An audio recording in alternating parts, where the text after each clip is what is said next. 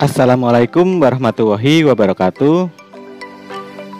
Baik, kita mulai materi semester ini dengan strain kerajinan, yaitu kita akan membahas kerajinan berbahan limbah, berbentuk bangun datar, dan bangun ruang. Tapi kita akan fokus ke limbah berbentuk bangun ruang. Sedangkan yang bangun datar, kita hanya review untuk membandingkan dengan limbah berbentuk bangun ruang. Sebelumnya kita bahas dulu tentang limbah. Apa itu limbah? Limbah dalam PP nomor 18 tahun 1999 disebutkan bahwa limbah adalah sisa suatu kegiatan atau usaha. Sedangkan dalam pengertian lain, limbah adalah buangan yang dihasilkan dari aktivitas-aktivitas produksi, baik itu domestik ataupun non-domestik.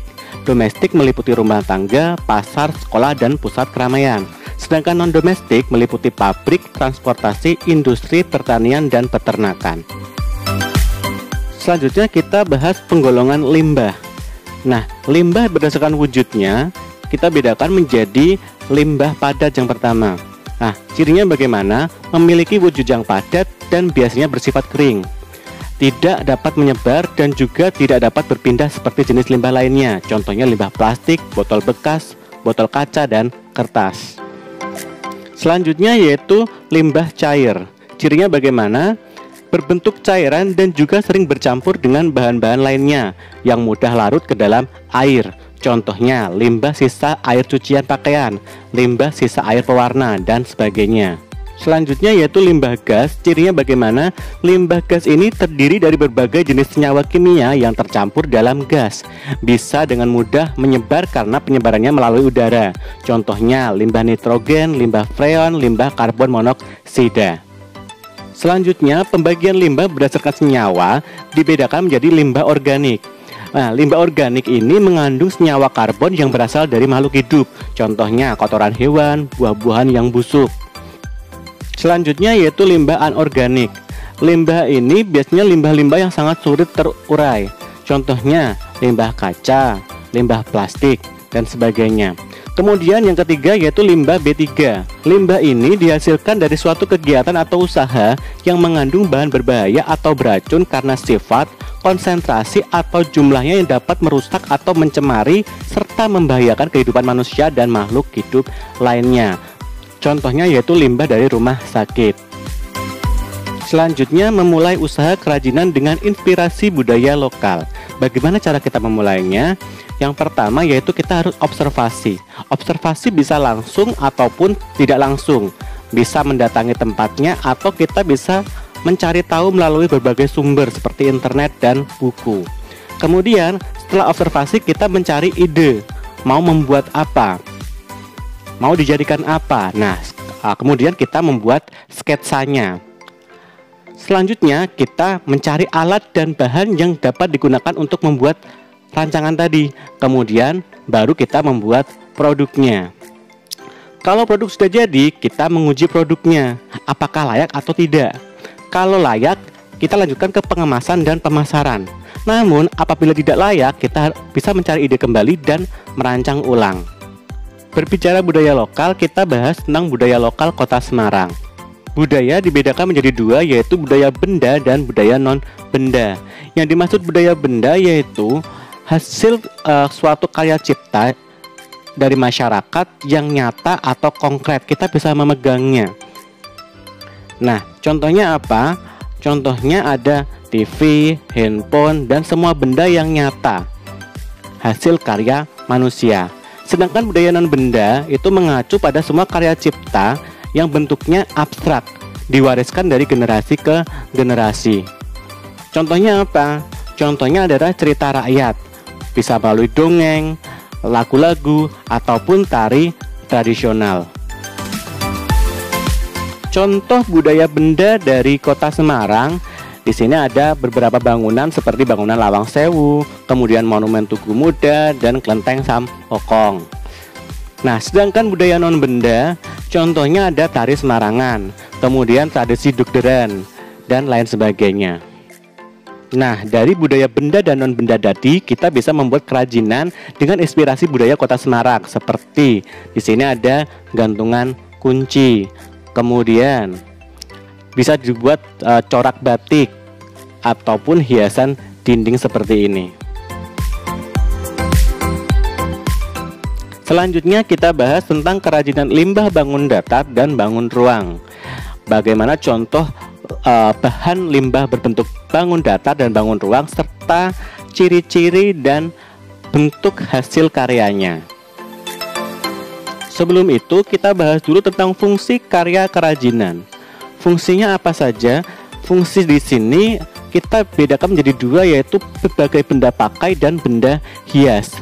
Yang dimaksud benda pakai di sini adalah digunakan sebagai alat, wadah, atau kita gunakan sebagai pelengkap busana. Sedangkan benda hias dibuat dengan tujuan dipajang atau digunakan sebagai hiasan atau elemen estetis dalam suatu tempat atau ruangan. Selanjutnya kita bahas tentang unsur utama dalam karya kerajinan. Nah, yang pertama ada unsur estetika. Apa itu? Yaitu dengan prinsip kesatuan, keselarasan, keseimbangan, dan kontras sehingga akan menimbulkan suatu rasa keindahan. Nah, yang kedua yaitu unsur ergonomi. Unsur ini dikaitkan dengan aspek fungsional atau kegunaannya, meliputi keamanan, kenyamanan, dan keluasan. Kita bahas satu persatu mulai dari unsur estetika. Nah, unsur estetika yang pertama yaitu kesatuan. Nah, yang dimaksud bagaimana keutuhan antara semua unsur seni rupa. Misalnya, desain dalam pembuatan karya kerajinan bahan lunak harus sesuai antara bentuk dan fungsinya, sesuai antara fungsi dan penggunaan warnanya, sesuai antara bentuk dan keadaan lingkungannya. Yang kedua yaitu keseimbangan. Prinsip dalam penciptaan karya untuk menjamin tampilnya nilai-nilai keselarasan dan keserasian, meliputi 3 unsur atau prinsip, yaitu keseimbangan formal, contohnya dalam ijazah. Yang kedua, keseimbangan informal pada kerajinan yang sering kita jumpai. Kemudian keseimbangan radial, misal pada Candi Borobudur. Ini menunjukkan unsur utama dalam suatu karya. Selanjutnya yaitu unsur keselarasan. Nah, diartikan sebagai keteraturan tatanan antara bagian-bagian suatu karya. Kemudian yang keempat yaitu kontras. Nah, kontras yang dimaksud di sini adalah perbedaan yang mencolok pada suatu pola atau unsur terhadap pola di sekitarnya yang memunculkan suatu tanda. Hal ini dapat dimunculkan dengan menggunakan berbagai pola dari media warna, bentuk, tekstur, ukuran, dan ketajaman. Digunakan untuk memberikan ketegasan terhadap suatu karya dalam bentuk sebuah tanda yang dipakai sebagai tampilan utama karya tersebut. Selanjutnya yaitu unsur ergonomis, meliputi unsur keamanan.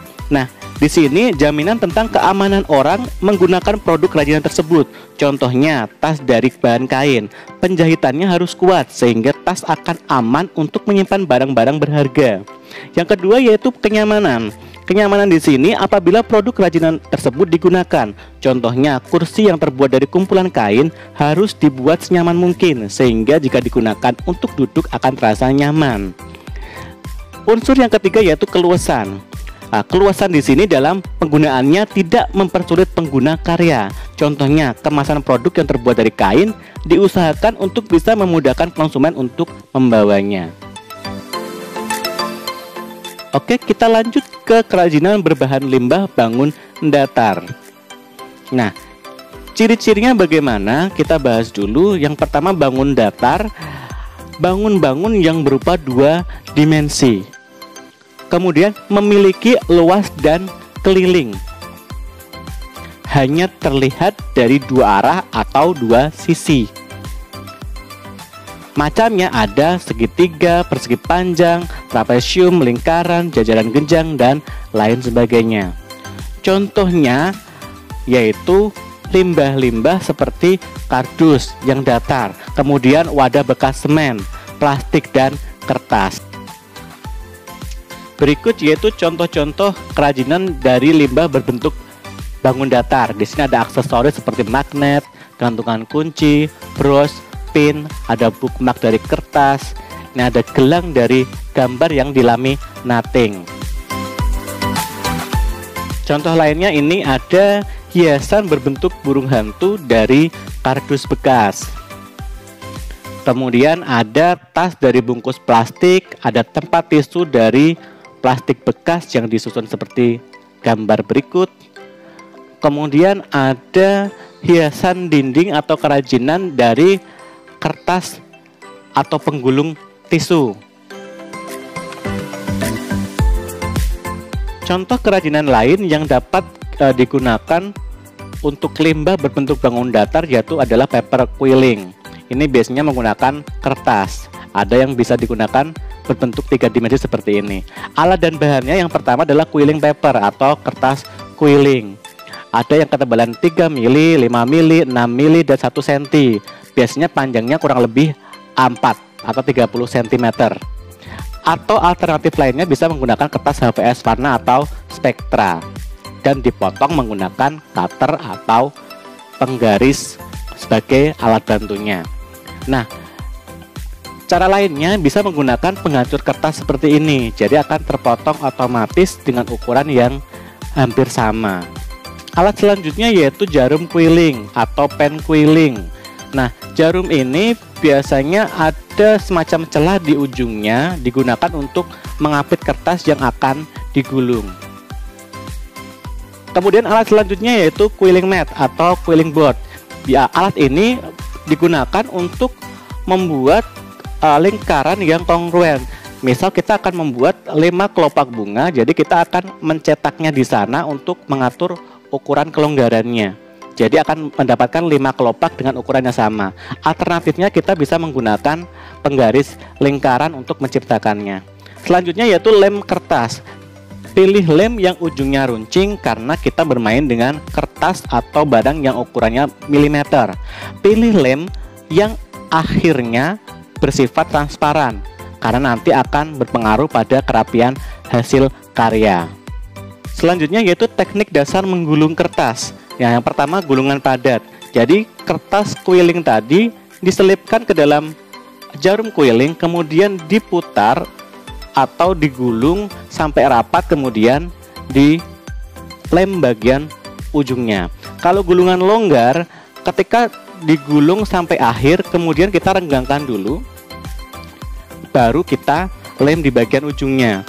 Jadi nanti kita bisa bentuk-bentuk seperti ini. Ya, bentuk-bentuk seperti ini biasanya kita menggunakan gulungan yang longgar. Kemudian kita tekan dan bentuk menggunakan jari. Kerajinan selanjutnya yaitu paper flower. Ini bisa menggunakan limbah atau kertas yang bentuknya datar, dibentuk seperti ini. Selanjutnya kita bahas ke kerajinan berbahan limbah berbentuk bangun ruang. Kita bahas ciri-cirinya terlebih dahulu. Yang pertama yaitu bangun-bangun 3 dimensi. Yang kedua memiliki volume. Ini bergantung bentuknya nanti. Yang ketiga yaitu terlihat dari segala arah. Macam bangun ruang antara lain balok, kubus, kerucut, tabung, dan lain sebagainya. Contoh limbah berbentuk bangun ruang ada botol minuman, kaleng, dan sebagainya. Berikut contoh kerajinannya. Ada kerajinan dari batok kelapa, kemudian ada kerajinan dari kaleng bekas, kemudian ada kerajinan dari toples kaca, dan kerajinan dari botol plastik. Nah, demikian yang dapat saya sampaikan pada pertemuan kali ini. Nah, silakan kembali ke MS Team kalian masing-masing dan ikuti petunjuk selanjutnya. Terima kasih.